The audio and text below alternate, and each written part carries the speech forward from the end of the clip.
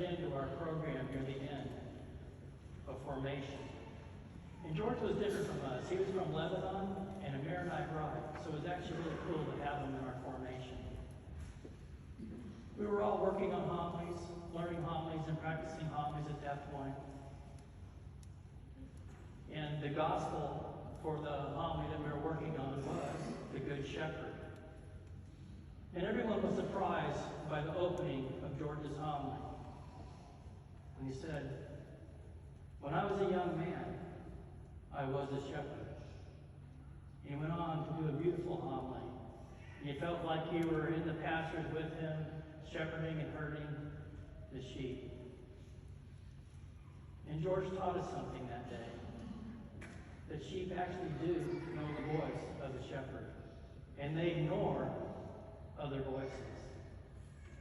They know who takes care of them, who watches over them, who brings them to cool water and green pastures. And that was their shepherd, George. And we can all learn from that. It's important to listen to the right voice and avoid the voices that can harm us.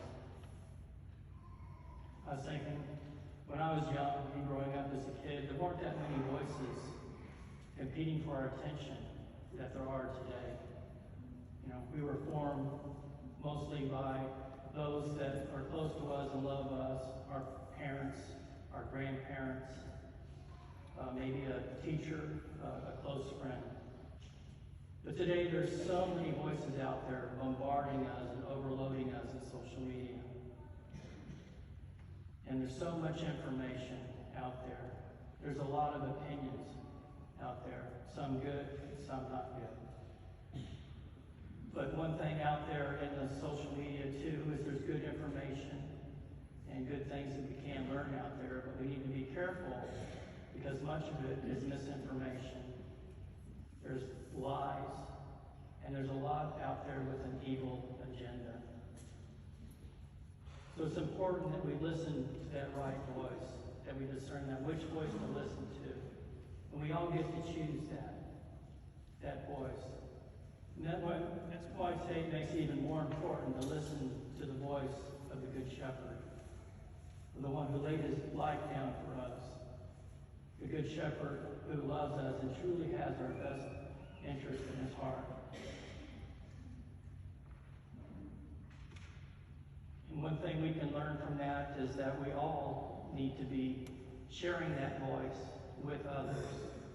And it made me think of a movie I just recently seen. It was called Cabrini. And it was about St. Mother Cabrini. And she was such an excellent example of hearing the voice of the shepherd and then taking that voice of the shepherd and going out and being a shepherd and caring for others.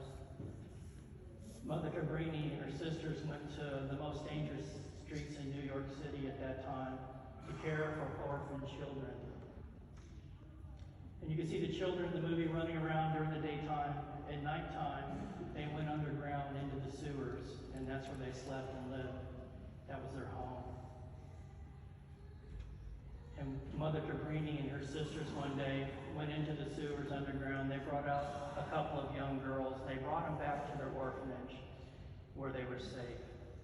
They brought them out of darkness and no hope and danger and brought them into a loving, comforting place. It was a beautiful scene in the movie. You could see Mother